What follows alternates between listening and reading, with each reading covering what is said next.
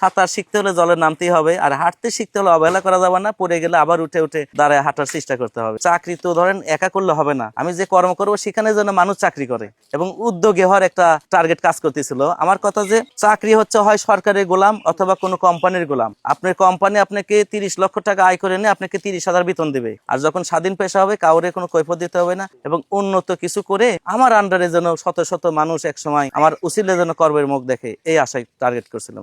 যখন হাই স্কুলে পড়াশোনা করছি তখন এমনও স্যার বলছে যে কে রে ছাগল পুষিস, তো বিয়েই হবে না, তো বিয়ে শাদী মানুষ দিবে না, তুই ছাগল পুষিস। তখন আমি বললাম যে স্যার আমরা তো প্রাইমারি স্কুলে ইসলাম শিক্ষায় পড়লাম, আমাদের দিনে রাসূল ছাগল পালন করতো, মেষ পালছে, তাহলে আমি তো মনে করি যে ছাগল দুম্বা এগুলা নিয়ে যারা ঘৃণা করবে তারা তো আসলে মানবতার বাইরে তাদের টার্গেট কাজ করে। তো এই জন্য আমার চেষ্টা যে সর্বোচ্চ উন্নত জিনিসগুলো রাখবো। দিনের নবী যেগুলা করে গেছে সেগুলো তো সুন্নাত, সে সুন্নাত জীবের প্রতি প্রেম ভালোবাসা, এখান থেকেই আমি এত দূর। আমার খামারের যাত্রাপথ 1995 সাল, তখন আমি 3য় শ্রেণীতে পড়ালেখা করি।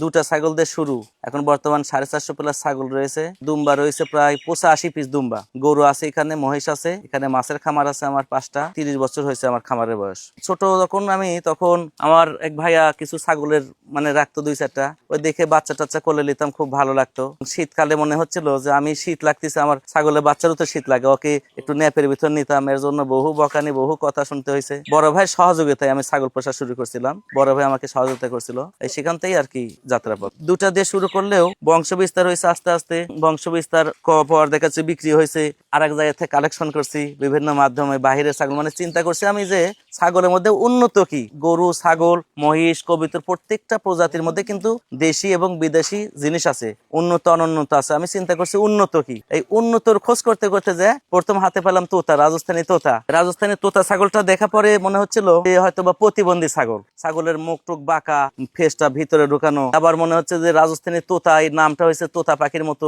মানে ফেসটা এই জন্য নাকি। প্রথম তোতা ছাগল কিনছি আমি 5,200 টাকা দিয়ে একটা। অন্য ছাগলের দাম ছিল আপনার মোটামুটি 2,000, 2,500, 3,000, 4,000 এরকম, দেশি ছাগল দাম বেশি। এবং দ্বিতীয়ত তোতা ছাগল যখন কিনি, 3টা ছাগল নেওয়ার পরে একটা মারা গেছিল, পরে আমার বড় ভাই তো বাধা যে এগুলা ছাগল ঠিকানা, এগুলা কেন পাগলামি, এগুলা করা যাবে না। তখন আমার কথা, দূরে থেকে আসছে বাহিরের ছাগল, এগুলা ঝোঁক হতেই পারে, একটা মারা গেছে জন্যই যে সব মারা যাবে, তাহলে এই টার্গেট করে যে অবশ্যই যেখানে ক্ষতি ওখানেই তো লাভ হতে পারে। এসএসসি পাস করে 2005 সাল, সেই সময় আমার অনেক ছাগল বিভিন্ন জেলা বিভিন্ন জায়গা থেকে এসে মানুষ শৌখিন ছাগল কিনতে। সবচেয়ে বড় আকর্ষণীয় ব্যাপার, শিল্পপতি শ্রেণী এবং প্রশাসনিক সিনিয়র পার্সন গুলো আসতো ছাগলের খোঁজ পেয়ে। সেই কাল থেকে আমার টার্গেট ছিল যে আমি আত্মকর্মসংস্থানের একটা পথ বেছে নেব।